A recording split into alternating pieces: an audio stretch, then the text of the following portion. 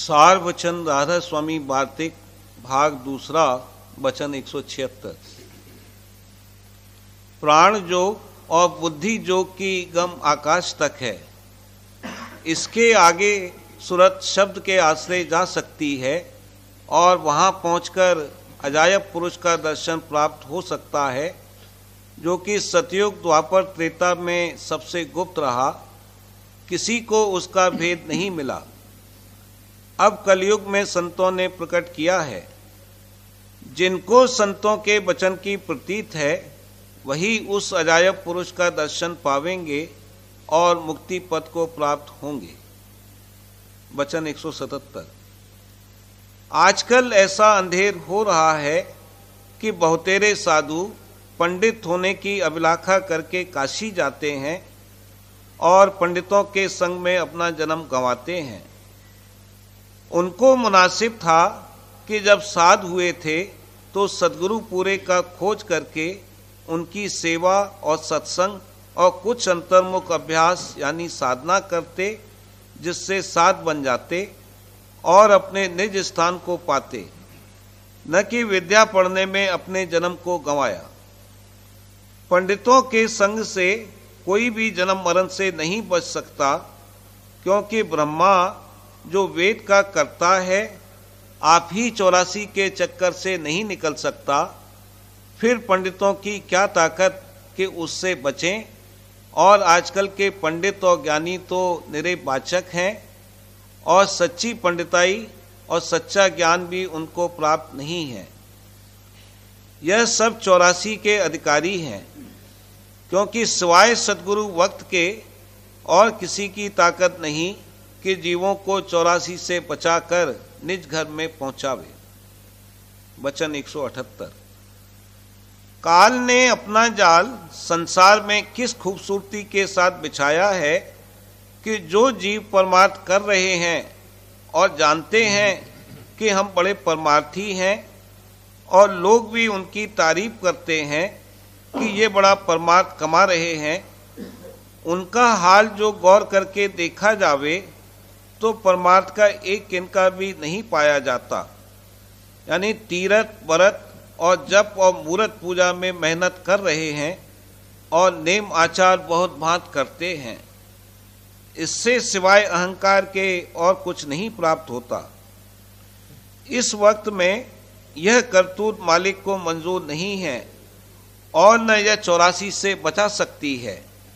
इस वास्ते सब 84 में चले जाते हैं।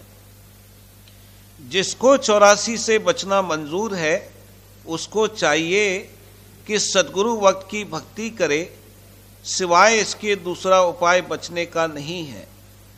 पर क्या कहा जावे कि जीवों को और साधना में तो मेहनत करना मंजूर है, पर सद्गुरु भक्ति कबूल नहीं करते। बाजे ग्रंथ वगैरह की टेक में बंधे हुए हैं और उसी को गुरु मानते हैं। अब गौर करना चाहिए कि ग्रंथ को गुरु मानने से क्या फायदा होगा और कहाँ ऐसा हुक्म है। ग्रंथ तो जड़ है, उसकी कोई सेवा नहीं हो सकती है। फिर क्या गुरु भक्ति ऐसे जीवों से बन आवेगी। ग्रंथ की भक्ति यह है कि जो उसमें वचन लिखा है उस पर अमल करे। यानी उसमें जो लिखा है कि सद्गुरु का खोज करके उनकी सेवा करे और शरण लेवे, इस वचन को माने। और जब यह वचन न माना गया तो ग्रंथ की टेक झूठी है।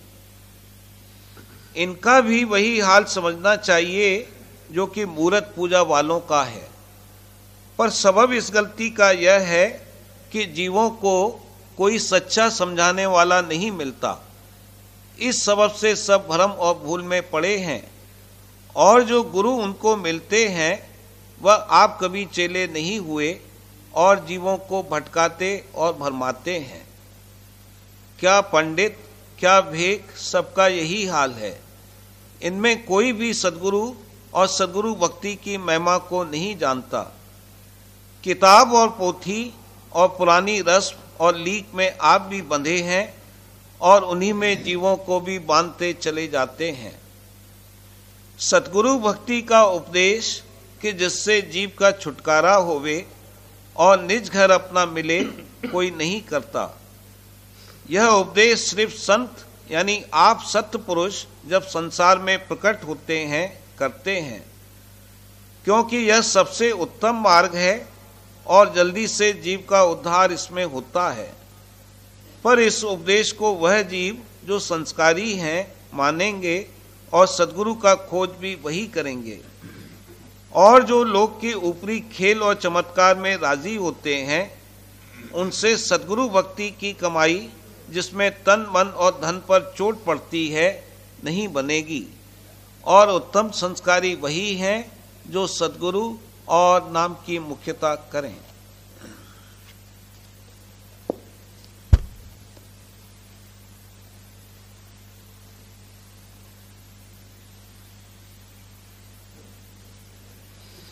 वचन बाबूजी महाराज, भाग 3, वचन 2। आगरा 4 जनवरी 1938। मन का मानन और अहंकार। मालिक की निगाह इसकी हंगता खोसने और आपा तोड़ने पर है। बिना आपा टूटे हुए अंतर में नहीं चल सकता। रोग, सोग, दुख, निरादर, निर्धनता वगैरह सबका यही मतलब है कि इसका आपा ढीला हो। जो संसारी हैं उनके तो सिर्फ कर्म कटते हैं, और अंबार के अंबार कर्मों के जो अंदर में लदे हुए हैं उनमें कुछ कमी आती है और हल्के होते हैं। और जो परमार्थी हैं और जिन्होंने परमार्थ में दाखिल होकर कार्रवाई शुरू की है, उन पर इन हालतों के गुजरने से ये नतीजा निकलेगा कि उनकी हंगता खोसी जाए और आपा मर्दन किया जावे। भक्ति और परमार्थ का मतलब ही ये है कि आपा ढीला हो। इसलिए जो ही भक्ति, सेवा, सत्संग और परमार्थ की कार्रवाई शुरू हुई और जैसी तैसी मालिक की शरण ली कि आपे पर चोट पहुंचनी शुरू होगी। चाहे कैसी ही हालतें आयद हों, मौज से सब इसी नतीजे के लिए होंगी। अगर मौज से इस देश का सुख व आराम और धन भी प्राप्त हो तो उससे भी यही नतीजा बरामद होगा, क्योंकि धन व सुख का सामान सेवा में खर्च होगा और सेवा बिना आपा नाश हुए हो नहीं सकती। आपा ढीला करने ही के लिए तो सेवा है। मान का मतलब सिर्फ अहंकार ही नहीं है, बल्कि जितने मन के मानन हैं वो सब मान में दाखिल हैं। फलां बात मन ने मान ली है कि वो ऐसी है, उसमें इसका विश्वास है, उसी के अनुसार इसकी मत और कार्रवाई है, वही मन का मानन है। जहां जहां इसका बंधन है वहां प्रीत के संबंध से इसकी तवज्जो की धार जाती है और उससे इसका विश्वास और मत कायम होता है। इन सब धारों के मुट्ठे के ऊपर आपा और अहंता है। जैसे 3 गुणों की धारें यानी सत, रज और तम बड़ी प्रबल हैं, उनसे 3 लोक यानी सहजदल कमल तक की रचना कायम है, उसी प्रकार इन सब धारों में बड़ा बल और शक्ति है। सबसे ऊपर जो आपे और अहंता का बिंदु है, उससे सब धारों में ताकत आती है। जब उस बिंदु यानी आपे और अहंता पर चोट पहुंचेगी तब वो ढीला होगा और टूटेगा, और जितनी धारें उससे निकली हैं उनमें ताकत आनी बंद होंगी और वो मुरझाने लगेंगी और सूख जाएंगी। यानी इसको पेशतर जो काल का बल और पौरुष था और जो मत, विश्वास, एतकाद और अकीदा इसने कायम किया था, वो सब टूटने लगेगा। और जिस कदर ये होता जाएगा उसी कदर मालिक का बल, आसरा और विश्वास धारण करेगा। जो कुछ करता है मन करता है, कराता है। सूरत कुछ नहीं करती, सिर्फ ताकत देती है। जब तक मन के मानन नहीं दूर होंगे और आपा नहीं नाश होगा, तब तक मालिक का विश्वास जो कि सुमत है नहीं धारण कर सकता और सूरत अंतर में नहीं चल सकती। न्याय अन्याय, नीति अनीति, धर्म अधर्म, जिल्लत इज्जत, दुख सुख, कैसी ही हालत आयद हो, सब में यही मौज और मसलहत है कि मन की गढ़त हो।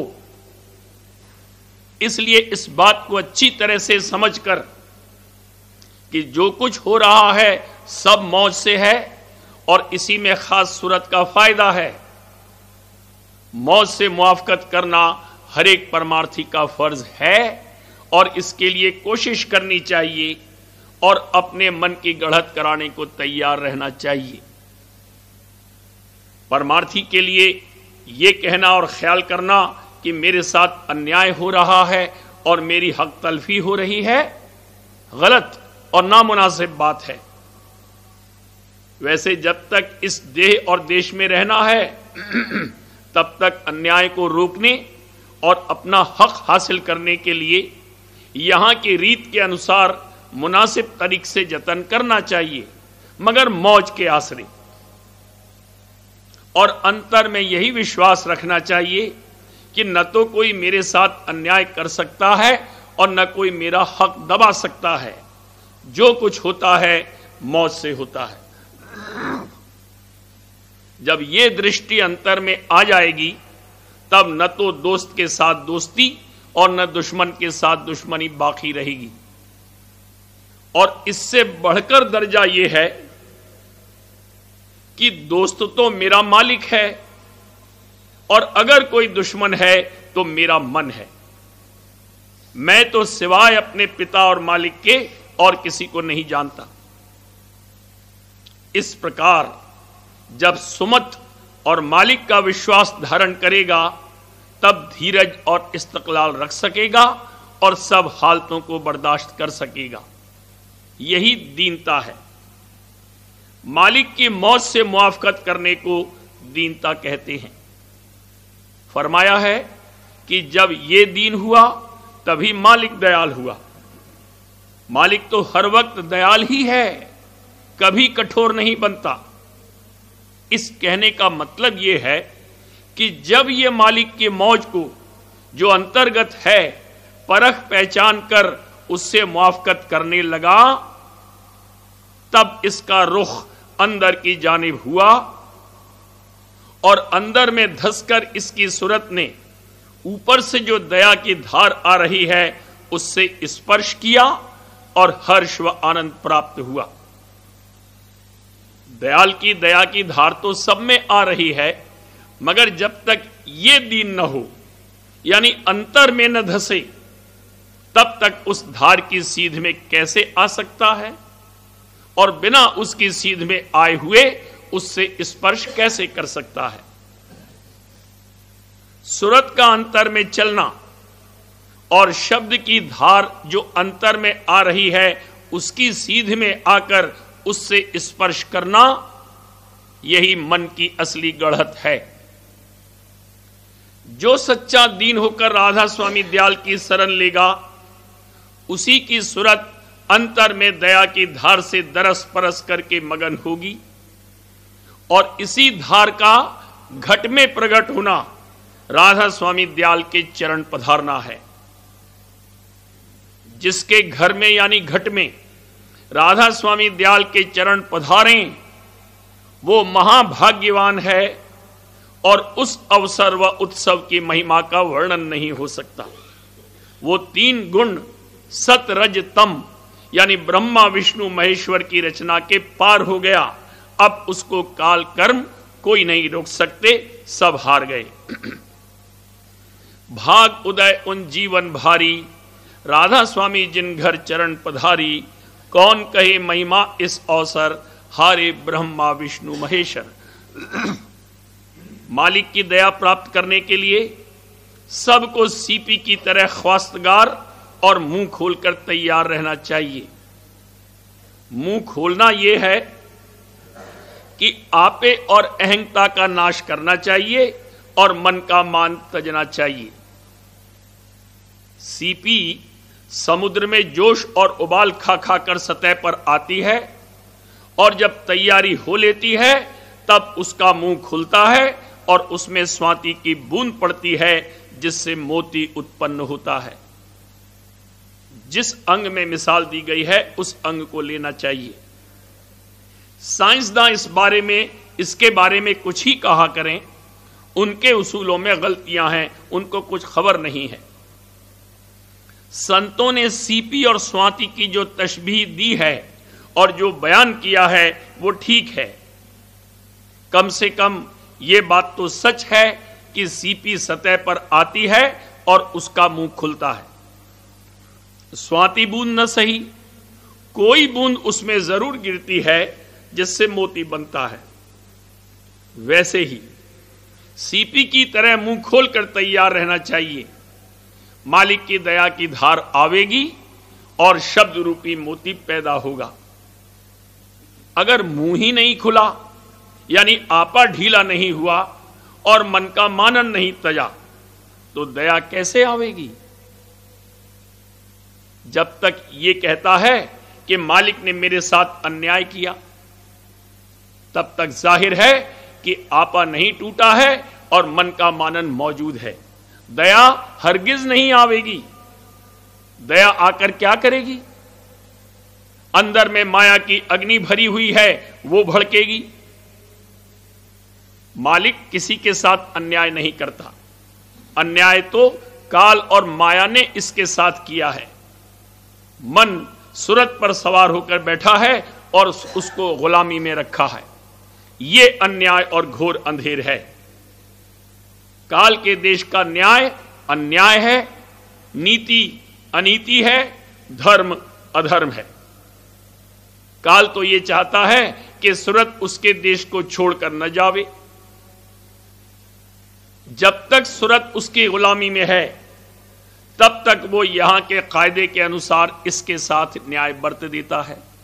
लेकिन जब देखेगा कि सूरत अब मेरे पंजे से निकल रही है, तब कौन सा ऐसा अन्याय है और कौन सी ऐसी अनीति है जो वो न करेगा। सूरत के रोकने के वास्ते सब अन्याय और अनीति करेगा। मगर जिसने राधा स्वामी दयाल की शरण ली है उसको नहीं रोक सकेगा, उसका बेड़ा पार है। इस घाट के मन का मान तज देने से भी क्या होता है? निज मन का मान तजा जाए तब एतबार है। निज मन का मान तजना निहायत मुश्किल है। इसी से कहा है कि साध जहां लौ भय करें जब लग पिंजर प्राण। आज तजो सूरत निज मन का मान। इसी मान ने जग भरमाया, यही मान करे सबकी हान। अहंग बुद्धि पर्दा है भारी, निज स्वरूप गुरु कभी न दिखान। मान मनी जिस घट में भरिया, हिये नैनवा के कभी न खुलान। याते सबको ऐसा चाहिए, अपनी कसर निरखें आन। दीन होए गिर सदगुरु चरना, अपने को जानो अनजान। तब सदगुरु और साध दया कर, भेद सुनावे अधर ठिकान। प्रीत सहित उन सत्संग करना, रहनी उन अनुसार रहान। सुन उन बचन भाव जग त्यागो, सूरत शब्द का गहो निशान। दास अंग ले सेवा करना, ताड़ मार उन सहो निदान। काम क्रोध को मन से तजना, सील छिमा चित माही बसान। जो कोई वचन कहे तो ही कड़ुआ, और कोई तान और दोष लगान। नीच निकाम समझ आपे को, तो भी उनसे मन न फिरान। कोई बात से मन नहीं उल्टे, गुरु को नित्य गुरु ही जान। भय और भाव सदा उन राखो, वचन सुनो उन चित से आन। वचन अनुसार करो तुम करनी, गहनी रहनी संग मिलान। अस अस भाव लाए जो गुरु से, उसको दे अपनी पहचान। उमंग उमंग करे सेवा निस्दिन, हरख हरख करे दर्शन आन। दिन दिन जागे प्रीत नवीना, धर परतीत करे उन ध्यान। दीन होए मन बस में आवे, शब्द माही तब सुरत समान, प्रेम धार नित घट में जारी, दिन दिन अनुभव सहज जगान। रहन गहन गुरमुख की गाई, गुरमुख होए सो ले पहचान। राधा स्वामी मेहर रहे नित संगा, सहज सहज पट अधर खुलान। ज्योत निरख पहुंचे गगनापुर, सुन्न परे मुरली सुनतान। सत्य नूर सतपुर जाए निरखे, अलख अगम के महल बसान। वहां से धुरघर पहुंचे छिन में, राधा स्वामी चरण परस मगनान।